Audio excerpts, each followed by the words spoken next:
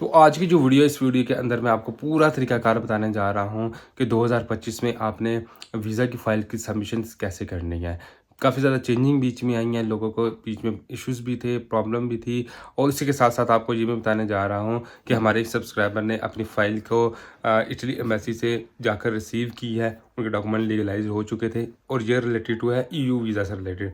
तो जब उन्होंने अपने डॉक्यूमेंट एम्बेसी से लीगलाइज़ होकर रिसीव किए हैं, तो उसके बाद उन्होंने उनसे पूछा कि आया कि मुझे इन डॉक्यूमेंट्स को अपोस्टल करवाना चाहिए या नहीं करवाना चाहिए। तो इसलिए एम्बेसी ने उनको क्या आंसर किया है, उसको डिटेल से इस वीडियो के अंदर हम जो है वो डिस्कस करने जा रहे हैं। तो वीडियो को शुरू करने से पहले आप लोगों से रिक्वेस्ट है, काइंडली चैनल को सब्सक्राइब कर लीजिएगा। सोशल मीडिया के जितने लिंक्स है डिस्क्रिप्शन में मेंशन है, लाजमी विजिट कीजिएगा। अपने डॉक्यूमेंट्स की चेकिंग, फॉरेन ऑफिस टेस्टेशन, ट्रांसलेशन और पोस्टल अपॉइंटमेंट से रिलेटेड असिस्टेंट चाहिए या ticket reservation, hotel booking, travel health insurance से रिलेटेड असिस्टेंट चाहिए तो स्क्रीन पर भी और डिस्क्रिप्शन में भी हमारा नंबर आपको शो हो रहा होगा, आप हमसे जो है वो कॉन्टैक्ट कर सकते हैं। तो सबसे पहले हम बात करते हैं कि 2025 आने वाला है और 2025 में इटली फैमिली रीयूनियन वीज़ा की जो अपॉइंटमेंट्स है और जो फाइल प्रिपरेशन है वो कैसे करनी है। सबसे पहले तो आपको सबसे पहले एक बेहतरीन से कंसल्टेंट को आपको सर्च करना पड़ेगा, उसकी हिस्ट्री वगैरह चेक कर लें। आप हमें भी जो है वो हायर कर सकते हैं इससे रिलेटेड।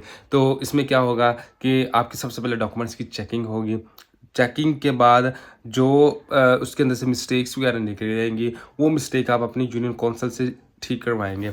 जब वो डॉक्यूमेंट्स ठीक हो जाएंगे तो उसके बाद इन डॉक्यूमेंट्स को आपको मिनिस्ट्री ऑफ फॉरेन अफेयर से अटेस्टेशन करवाने की ज़रूरत है। अब यहाँ पर लोगों के ज़हन में क्वेश्चन आता है कि जब अपोस्टल हो रही है तो मुझे फॉरेन ऑफिस अटेस्टेशन की क्यों ज़रूरत है। वो इस वजह से ज़रूरत है कि आप इटली एम्बेसी की साइट पर जाएंगे तो वहाँ पर उन्होंने मैंशन किया हुआ है कि ट्रांसलेशन डॉक्यूमेंट्स की जो है वो लीगलाइजेशन होगी और डॉक्यूमेंट्स की लीगलाइजेशन उसी पर्पज़ पर होगी जब आपने अपने डॉक्यूमेंट्स को फॉरेन ऑफिस से अटेस्टेशन करवाई होगी। तो वो क्यूआर कोड जो है आपकी ट्रांसलेशन में मेंशन होता है, तो उसी की बेस पे वह उसकी क्या होगा कि लाइक अटेस्टेशन होगी। तो इस सिलसिले में आपको पहले फॉरेन ऑफिस से अटेस्टेशन करवानी पड़ेगी। उसके बाद आपको इन सारे डॉक्यूमेंट्स को प्रॉपर तरीके से अपोस्टाइल करवाना पड़ेगा। अपोस्टाइल में तकरीबन आप टाइम कह सकते हैं कि 25 से 45 और 45 से 60 दिन का टाइम आजकल लग रहा है, क्योंकि रश बेतहाशा हो चुका है।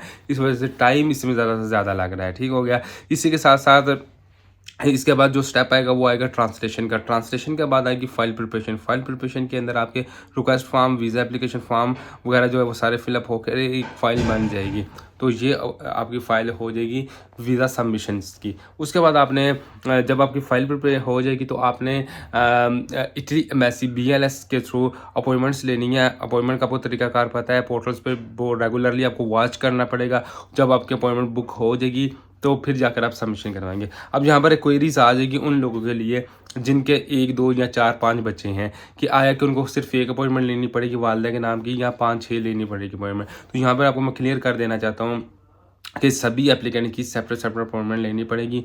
वो इस वजह से सेपरेट मैं कह रहा हूँ कि कंबाइन दो अपॉइंटमेंट मिल ही नहीं रही। मैंने अभी तक 3-4 महीने हो गए, मैंने नहीं देखा कि किसी को कंबाइन जो है वो अपॉइंटमेंट मिली हो। तो आपको सेपरेट फिर अपॉइंटमेंट को अरेंज करवाना पड़ेगा। अच्छा, जब वो हो जाएगी तो आपने जाकर अपनी सबमिशन करवा देनी है।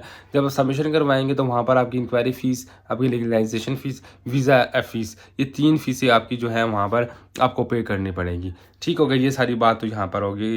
तो अपने डॉक्यूमेंट्स की चेकिंग के लिए या फाइल प्रिपरेशन के लिए आप हमसे कॉन्टैक्ट कर सकते हैं। मीनवाइल मैं जो बात करने जा रहा था कि आपका हमारे सब्सक्राइबर थे, उन्होंने जाकर अपनी फ़ाइल को पिक किया है एम्बेसी से, वो लीगलाइज्ड हुई थी और वो ईयू से रिलेटेड केस था।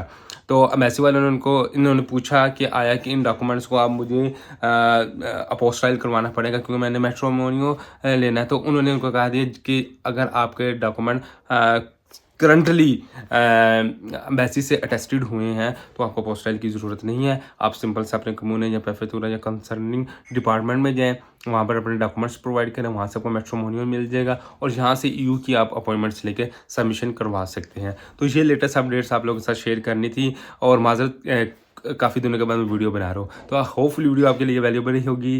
नेक्स्ट वीडियो तक के लिए अपना ख्याल रखिएगा। अल्लाह हाफिज़।